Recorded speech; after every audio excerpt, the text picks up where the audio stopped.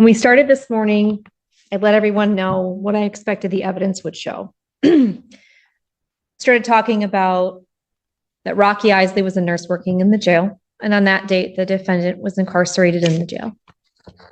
Talked about how we were going to hear from different witnesses about the defendant reporting to experience a medical emergency. We've heard from 3 different witnesses. First, from Officer Naveen, talked about how that was his assignment that day. The defendant had been upset that day. He talked about how he was upset even earlier in the day. He understood that the defendant was upset about something that had happened before Officer Naveen had even gotten there that day. We heard that he cannot ignore anyone's request for a medical emergency. Because Officer Naveen, Officer Tweedale, and Nurse Rocky Isley have a responsibility to make sure that the people in the jail are safe. That's their job. The corrections officers are there to make sure that the folks who are in the jail are okay. They don't make the decisions about who goes there. They don't make the decisions about who leaves. Their responsibility is safety.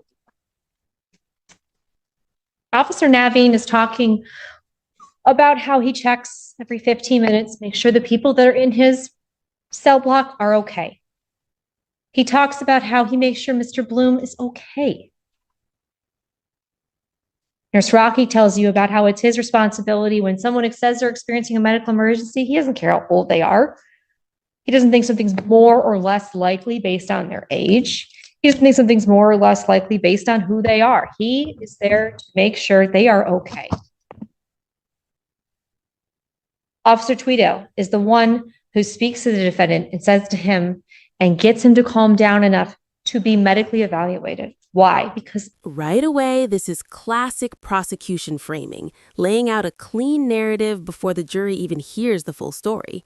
Notice how they're emphasizing responsibility and medical emergency.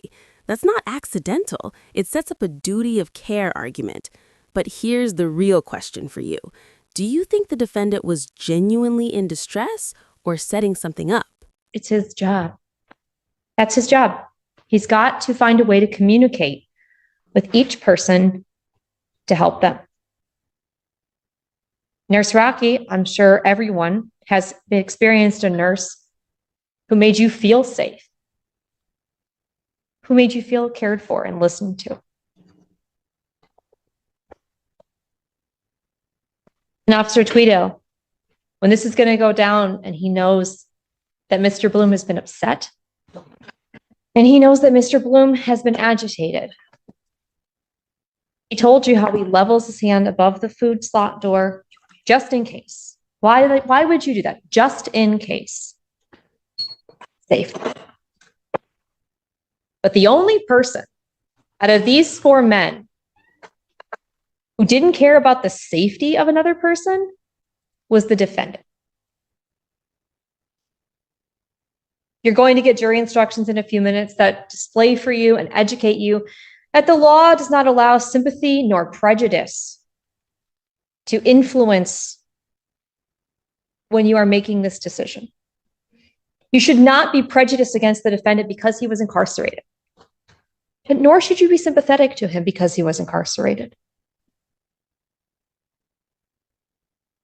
The law requires an examination of the facts. And the facts are simple. The facts are the defendant was in the jail in Washtenaw County.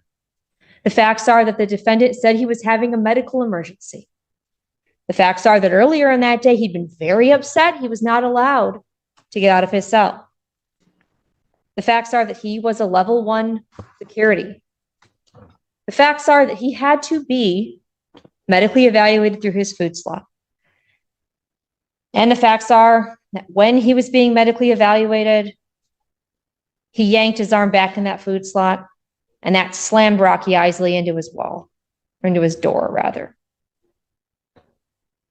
Now, I can't tell you what defense argument there might be. But I will tell you that you've seen a video,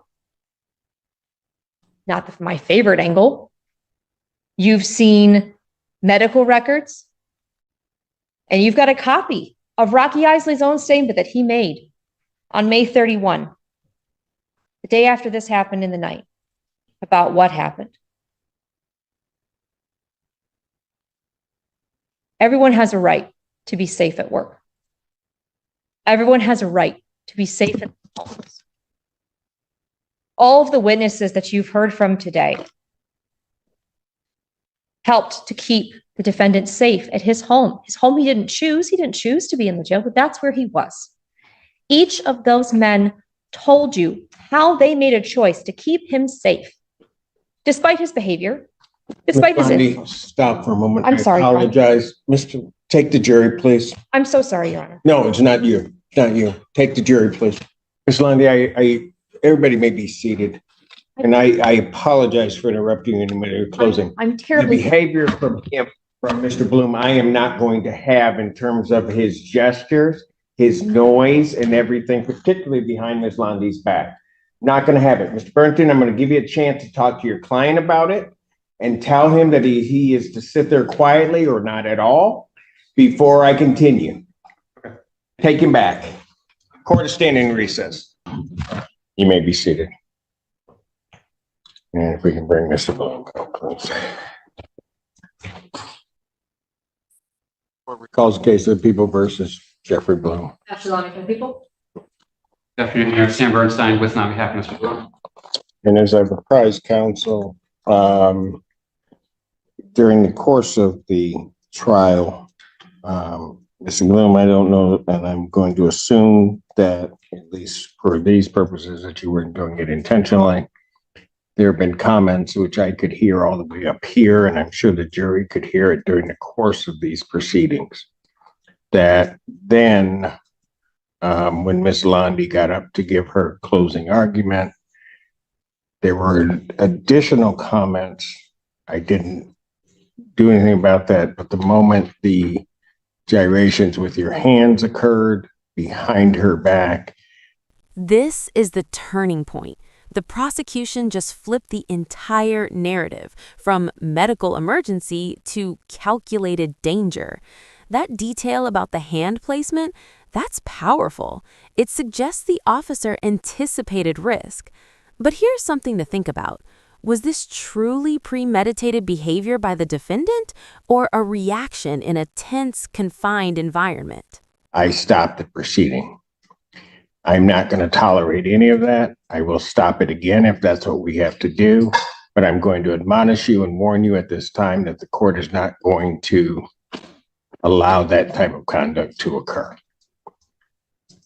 With that admonition, Mr. Bernstein. I was going to say there were some times where Jeff was speaking with me during the trial. Oh, I understand that, but there were other points at which there were just extraneous comments.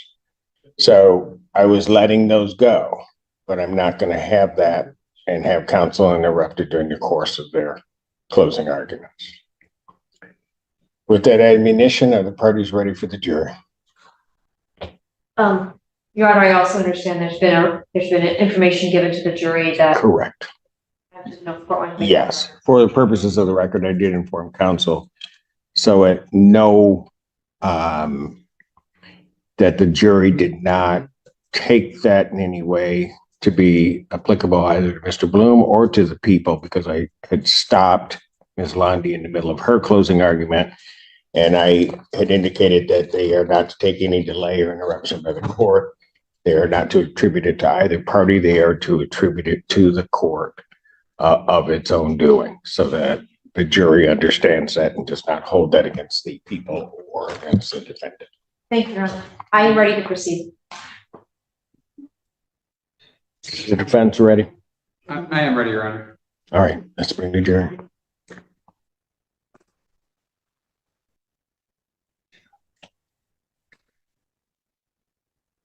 What is going on? All right. Go ahead. Thank you.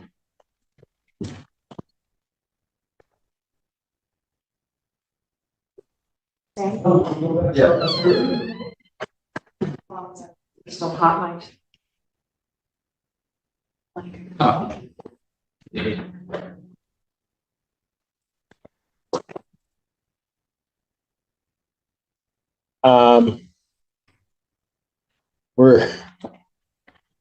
Is he ready to, what's, pardon? I don't think he wants.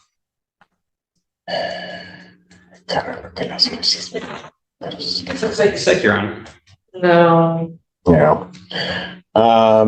Did you want to go back there and try to talk with him? Because in the record should reflect, if it doesn't already, that after the court's admonishment to defendant and asking whether or not the people in defense were ready, that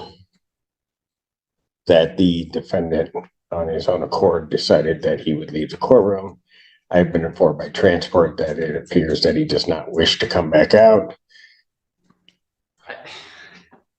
I really should try to speak with him, Your Honor. I mean, Yes, you should. it's a significant right to be at your own, like in the Constitution or something. One which one can, I believe, voluntarily forfeit. That's fair too.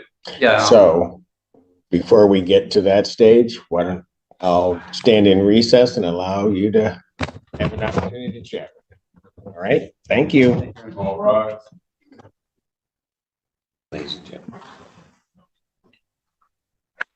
Yeah, Alan's trying to put the jury out. So. All right. Okay, we're back on the record. Court does recall the case of the people of the state of Michigan versus Jeffrey Blum. Counsel, state your appearances. Ashley Lonnie for the people. Sam Bernstein for Mr. Bloom, Your Honor. All right. Mr. Bloom is not present. If I say anything incorrectly, please, counsel, correct me. Just prior to our last recess, when we were trying to continue with the trial, after the people had begun their closing argument, I stopped the proceedings, gave an admonishment, had the jury gave an admonishment to the defendant regarding comments that he was making, as well as gestures in terms of his hands, because of the positioning of the podium behind the prosecutor's back. Gave him that admonishment, then told him that I would not tolerate any of that behavior. At that point, I did not hear anything, or at least nothing that was audible or understandable from the court in terms of the defendant saying anything. The defendant got up and he removed himself from the courtroom. Transport took him back. I took a recess in order to allow Mr. Bernstein to speak with his client. I was then informed during the course of that from transport that Mr. Bloom did not wish to return to the courtroom. And so that's kind of where we were left. The question that arose as to whether or not this court, given the defendant's behavior, whether or not this court could continue with the trial, even though we just had closings and the verdict to go. Out of an abundance of caution, after speaking with counsel and the court looking up for some guidance in this regard, the court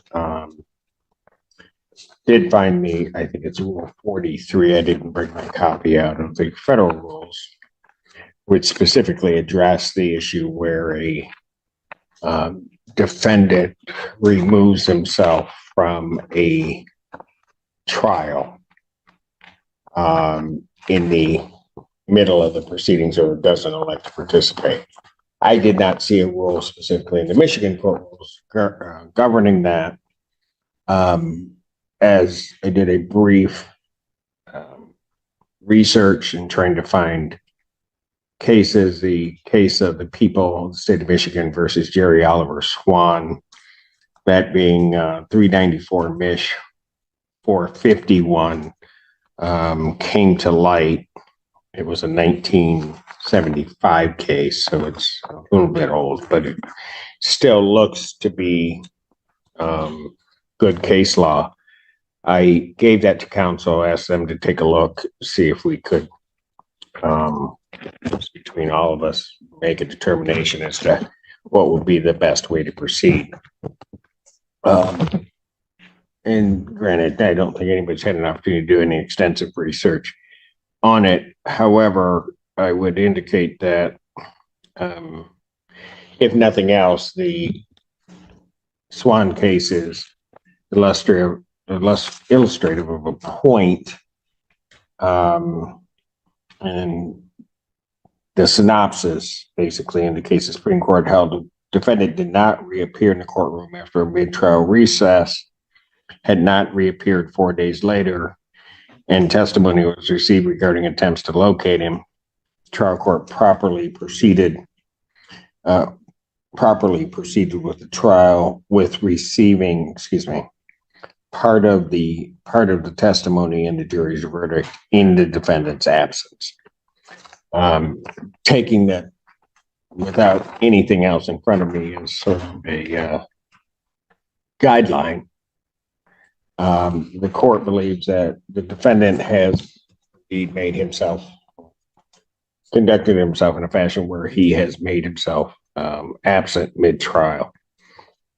It seems to me that what the Swan case seems to point to is that an opportunity be given where this defendant being in custody, we don't have to locate him, but at least an opportunity to be given to the defendant to come back and voluntarily participate in his trial.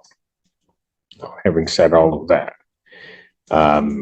after speaking with counsel, the court has made a determination to adjourn the remainder of the jury trial.